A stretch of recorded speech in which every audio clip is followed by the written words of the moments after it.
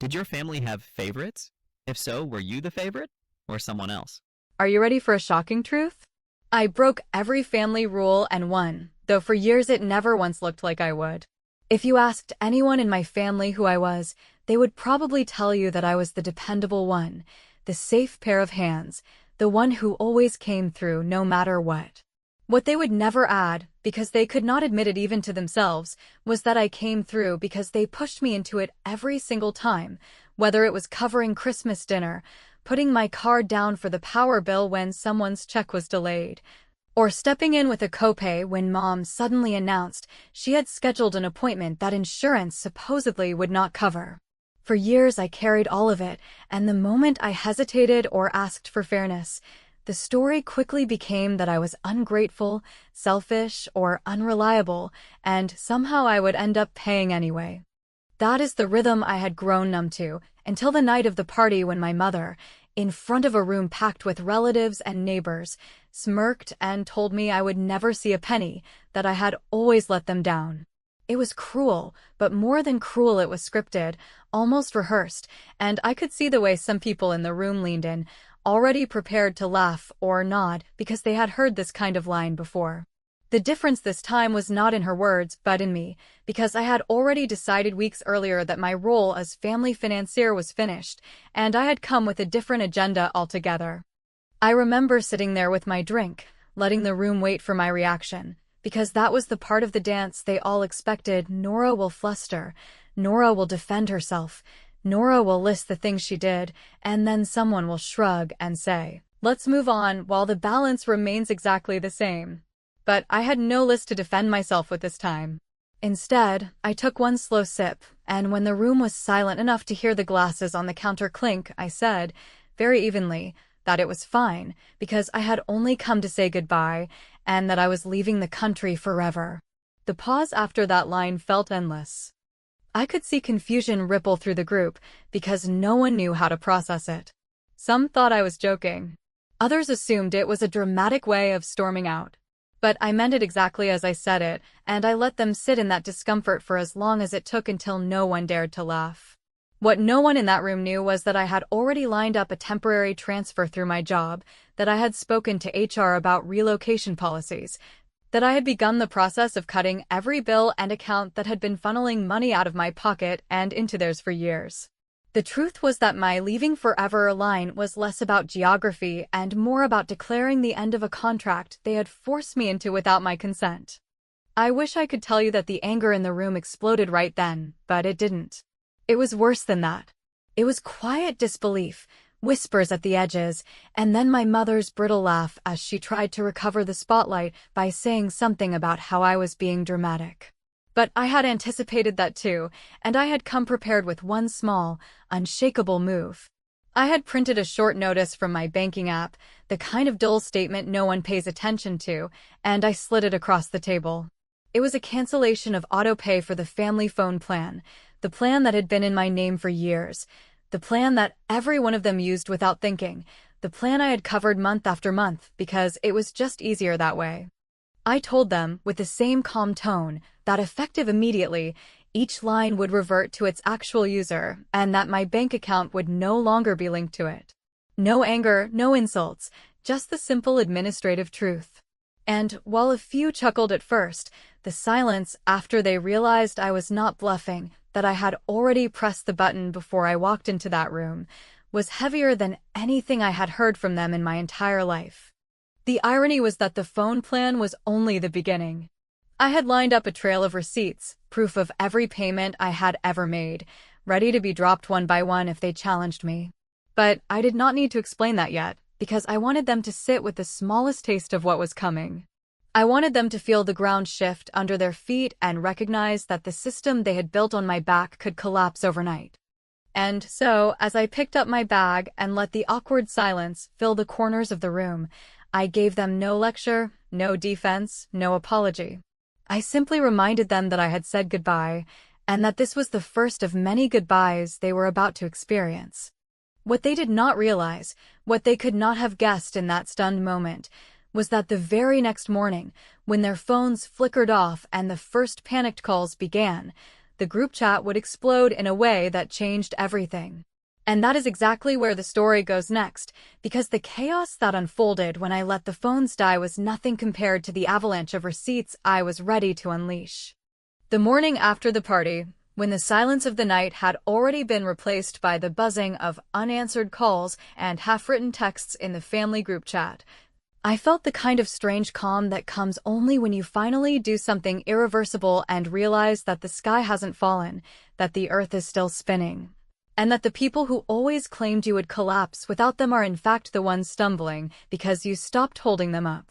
Their phones had already started shutting down line by line since the autopay was canceled, and by breakfast time I was reading messages that ranged from confused to furious, with my brother demanding to know why his service wasn't working, my mother calling me a child for embarrassing the family in front of guests, and my aunt trying to soothe things over by suggesting that this was just a misunderstanding that I would surely fix once I had cooled off.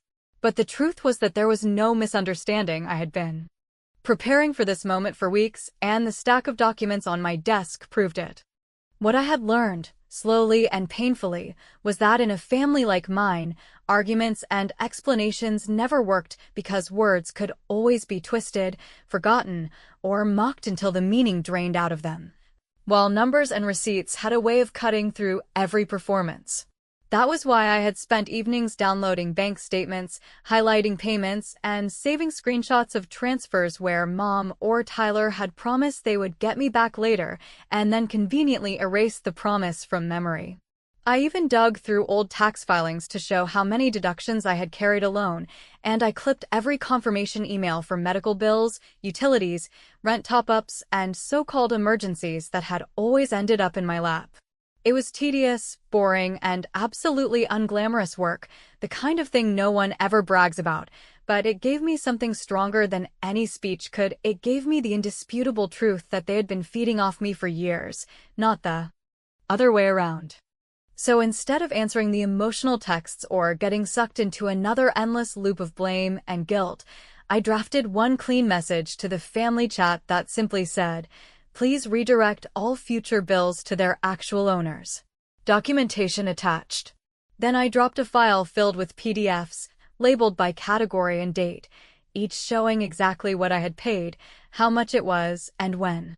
There was no commentary, no sarcasm, no insults, just data laid out in neat columns, and for once they could not accuse me of exaggerating or twisting the story, because these weren't my words at all. They were the cold, hard records of banks, clinics, and billing departments. The responses came fast, though they were nothing I hadn't already predicted. My brother sent a string of messages calling me petty and selfish. My mother immediately tried to spin the narrative by claiming those payments had been family contributions that I should have been grateful to make, and my aunt, always desperate to keep the peace, wrote back that while the receipts were impressive, sharing them was a bit harsh.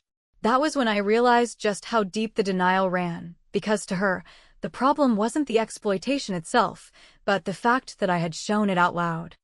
I answered her with a single move that I had been saving for exactly this moment. I created a new group chat called Receipts Only, added the adult family members, muted replies, and uploaded a running ledger that listed each expense with no commentary, no explanations, and no room for debate. It was the mirror they had always refused to look into, and this time I had locked the frame so they couldn't smash it or cover it up with excuses. For the first time in years, I had taken control of the narrative without saying a word, and that silence was more powerful than any argument I could have made. Later that day, while they were still throwing accusations back and forth among themselves, I had a meeting with Ms. Patel, the fraud specialist at my bank who had been helping me quietly trace old accounts and freeze vulnerabilities. She had the calm, patient way of someone who had seen this exact mess countless times before, and she explained to me that what I had gone through wasn't just family drama, it was financial abuse dressed up as loyalty. She walked me through the next steps, placing a fraud alert on my credit file, drafting letters to dispute accounts I had never opened myself, and setting up notifications so that if anyone tried to use my name again, I would know immediately. Listening to her, I realized that the power they had held over me wasn't magic. It was paperwork, and paperwork could be undone if you were willing to go through the grind. By the afternoon, when I checked receipts only again, the group was eerily quiet. I imagined the conversations happening offline, the scrambling to explain away years of dependence, the panic of realizing that the pipeline of money they had taken for granted had been severed overnight. I didn't need to see it to know it was happening, because the silence itself was proof enough. And while part of me wanted to feel guilt for throwing them into that chaos, the larger part of me felt a strange satisfaction, not because I was hurting them, but because I was finally stepping back and forcing them to stand on their own feet. What none of them knew yet, and what I wasn't going to reveal until the timing was right, was that the receipts I had shared were only the beginning.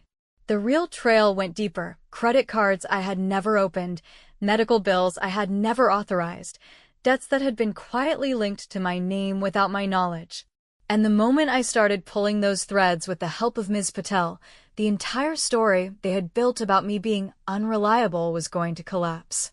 So when Mom tried to flip the story by calling relatives privately and telling them I was unstable, that I had lost my mind, and that none of this was really as it seemed, I did not rush to argue or defend myself.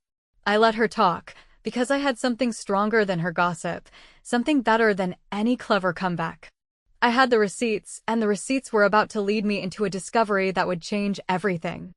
And that is where the real storm began. Because once the fraud investigation opened and the first results came back, the lie that had been running underneath my life for years finally surfaced, and it hit the group chat like a small explosion that no one, not even my mother, could control. When the first notifications from the bank's fraud department arrived, I knew that the story I had been told my entire adult life, that I was careless, that I was unreliable, that I was the one always in need of rescue, was about to be turned completely upside down, because it was not me who had been reckless, it was them, and the proof was now sitting in official letters with account numbers I had never seen before and balances I had never touched. Ms. Patel, the fraud specialist who had already been guiding me with steady patience, explained in her calm and matter-of-fact way that 2 credit lines had been opened in my name years earlier, both of them carrying histories that I had never authorized. One a department store account that had been quietly kept current just enough to avoid detection, and another a low-limit card used in small bursts, paid late, and left hanging with fees that had been staining my credit score every single month. I sat there, listening as she described how identity theft often hides inside families because no one wants to believe the people closest to them would cross that line, and yet the patterns were obvious once you looked. The addresses matched. The application signatures were sloppy copies of mine, and the payments traced back to accounts linked not to me but to my mother's household. She told me what needed to happen next, and it was nothing dramatic or cinematic, no confrontation in the middle of the night, no screaming matches, just the grinding, unglamorous process of filing a police report, drafting an identity theft affidavit, freezing my credit across all 3 bureaus, and sending certified letters to each company demanding records. It was tedious, it was bureaucratic, and it was the exact opposite of the chaos my family thrived on, which is why it felt so powerful, because for once I was not reacting to their drama, I was building a paper wall that would protect me long after. The shouting stopped. Meanwhile, my phone kept lighting up with messages that showed just how rattled they were. Tyler, my brother who had always floated through life with the safety net of me paying for his mistakes, sent a long thread telling me I was destroying Mom and that no matter what had happened in the past, family was supposed to stay loyal, not drag each other through banks and investigators. I didn't bother replying to him, because what was there to say to someone who had never once asked whether it was fair that I signed the lease for his apartment, covered the deposits, and then made the monthly payments when he was between jobs? Payments he conveniently forgot to mention to his friends when he joked about me being the bank.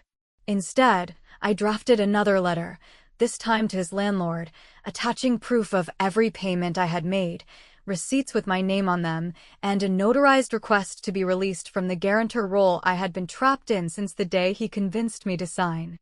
The release came through with a small fee, which I paid gladly, because that one document did more to free me than 100 arguments ever could. I thought about how many times I had worried about his rent, how many nights I had stayed up wondering if a missed payment would tank my own credit, and how often he had treated it as nothing more than background noise while he went out and enjoyed his life.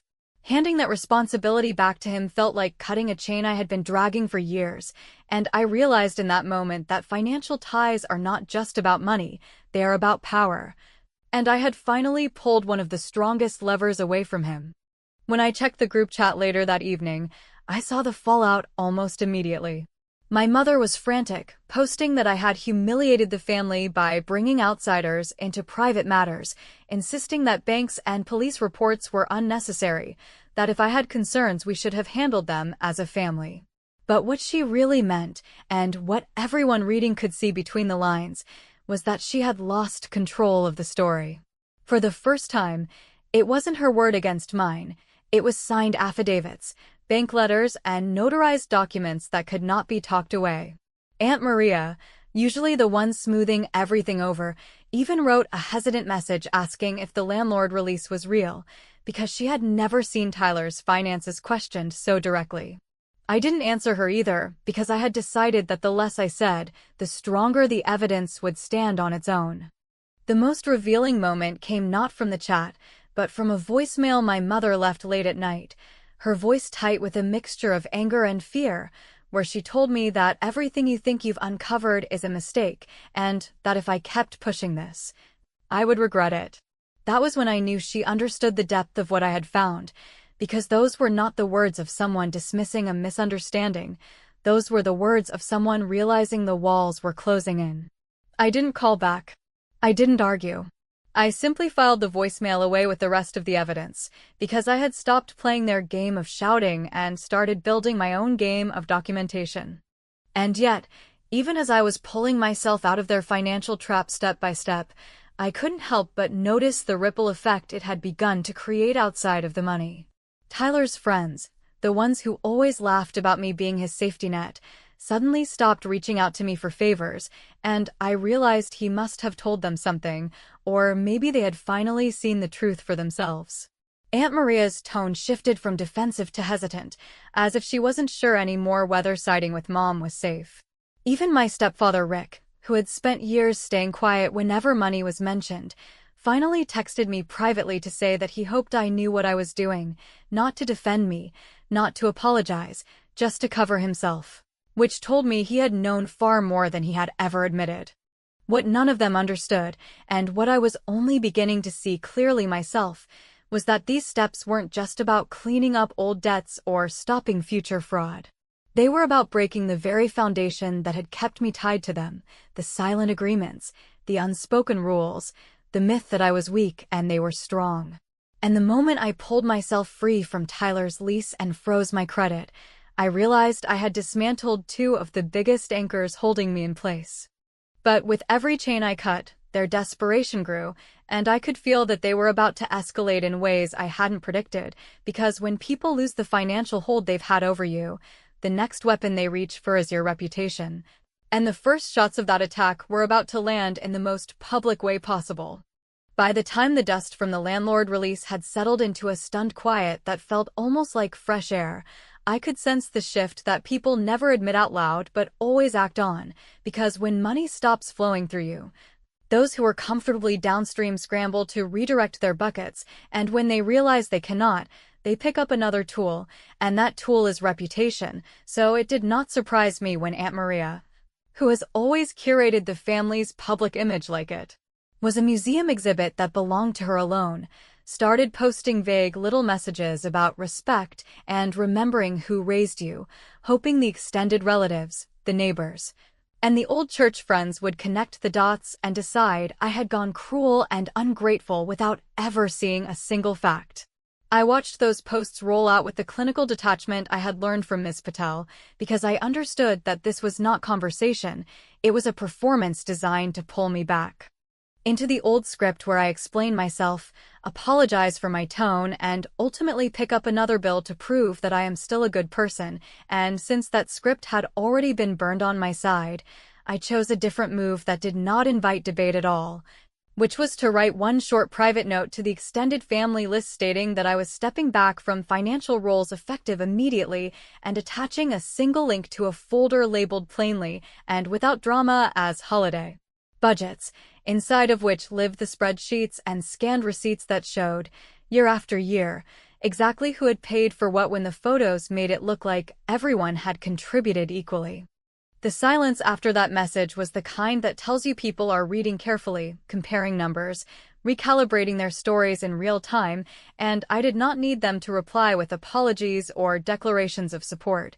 Because the point was not to win a popularity contest, it was to remove the oxygen from the fire of gossip by depriving it of mystery, and nothing kills a whisper campaign like a clean ledger released without comment. Predictably, my mother tried to escalate, sending out private texts with lines about me, weaponizing documents, and punishing family for being imperfect, but the replies she expected never formed. And the proof of that came not in words, but in the small social changes that follow a shift in power, like the cousin who always called me for last-minute loans suddenly going quiet, the neighbor who used to forward me mom's GoFundMe links no longer doing it, and the friends of Tyler, that chorus of easy laughter that had floated through my phone for years, falling off the edge of my notifications as if the algorithm had finally learned what I was no longer responsible for. Underneath the social theater, there was a more concrete thread I needed to pull, and I had saved it for the moment when the public mask began to crack. Because it was not enough to show the ledger if my name remained strapped to liabilities that propped up my mother's lifestyle. And that is why I drove to the dealership with a folder of documents and returned the leased car that was issued in her name, but attached to my payments, a ridiculous arrangement I had agreed to during a season when the story was that she needed something reliable for medical appointments and would keep it short until she could take it over. The business manager, who had undoubtedly seen countless versions of my situation, reviewed the early return terms, explained the modest penalty and the condition standards with such neutral efficiency that I almost felt a laugh rise up at the absurdity of giving away pieces of my life one notarized release at a time, and then that laugh turned into relief as the keys left my hand, the paperwork took my signature, and the last cold line item tying my bank account to my mother's daily convenience clicked out of existence. When the news of the return reached her, not from me but from the simple fact of the car no longer starting under her, she spun the expected story about cruelty and timing, insisting to anyone who would listen that I had chosen the week she needed help most to humiliate her. Yet, even in that story there was something new, a break in the rhythm, because people who had seen the folder and the budgets were not as quick to respond. And the absence of their outrage did more for me than any defense ever could, which is the quiet grace of truth released without commentary. It works on its own schedule and does not visit every house at once, but once it enters, it tends to stay. Rick, ever the man of disappearing opinions, texted me that the car return had gone too far, that we could have handled it privately, to which I replied with the politest line I have ever written to him, which was that private handling requires private honesty, and since that had never been on offer, we were left with the only tools that actually close accounts, a sentence that he did not answer because there was nothing in it to argue with. And maybe that is what unnerved him the most. Tyler tried a different path, sending me a late-night message about how I was turning into someone he did not recognize, which, if you strip it of the guilt and the manipulation, is the cleanest praise I have heard in years.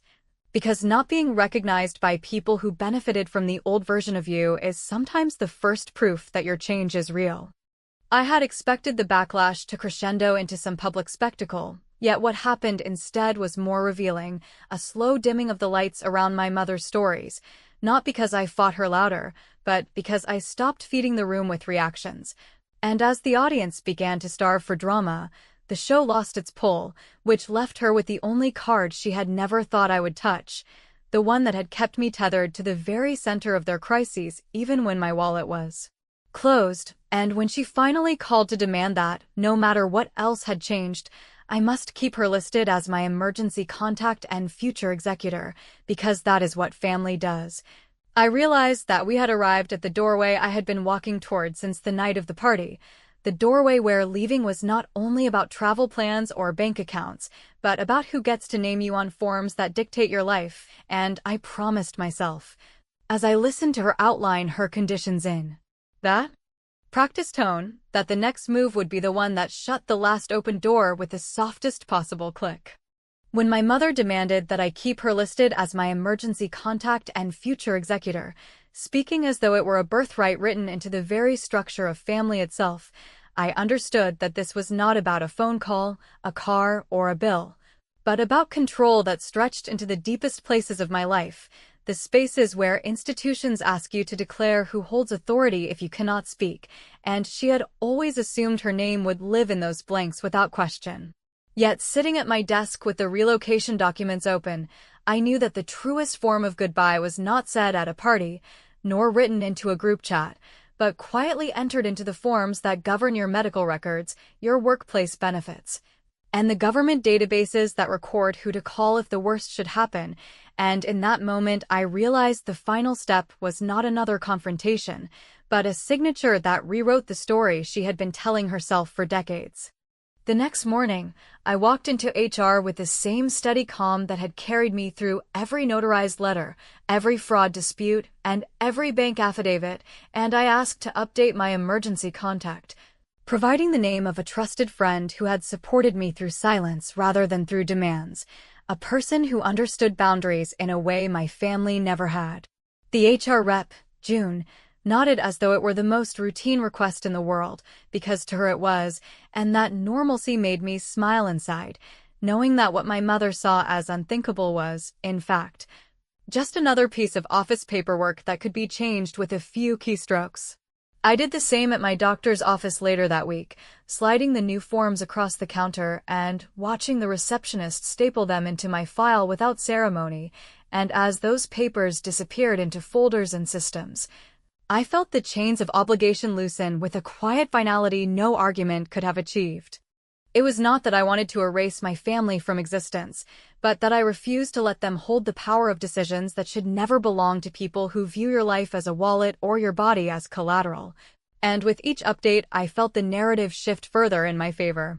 At the same time, the fraud investigation continued to roll forward, producing letters that validated what I had suspected but never been able to prove, that accounts had been opened, charges had been made, and signatures had been forged. And those letters carried the kind of authority that no gossip can erase. Knowing this, I scheduled the final step of my plan, a series of certified envelopes and a timed email that would arrive in my mother's inbox after I had already boarded my flight, an email containing the police report number, the credit bureau freeze confirmations, and the dealership receipt, not as a dramatic mic drop, but as a neat record that spoke for itself and made clear that the game was finished. When she called asking for a meeting to talk one last time, her tone shifting from fury to a kind of brittle sadness, I agreed, not because I wanted reconciliation, but because I wanted closure on my own terms. We met in the corner of a quiet cafe, and she leaned in with that same performance voice I had heard my whole life, explaining how everything I was doing was unnecessary, how I would regret cutting ties, and how family is family no matter what. I listened, nodding where polite, letting her believe for a few minutes that she still held the stage, until she circled back to the demand that I keep her as my contact and executor, insisting that it was my duty as a daughter. I answered with a single sentence that closed the conversation without room for debate. I told her that duty ends where exploitation begins, and that I had already chosen who would stand in those roles, so she could stop imagining it was her.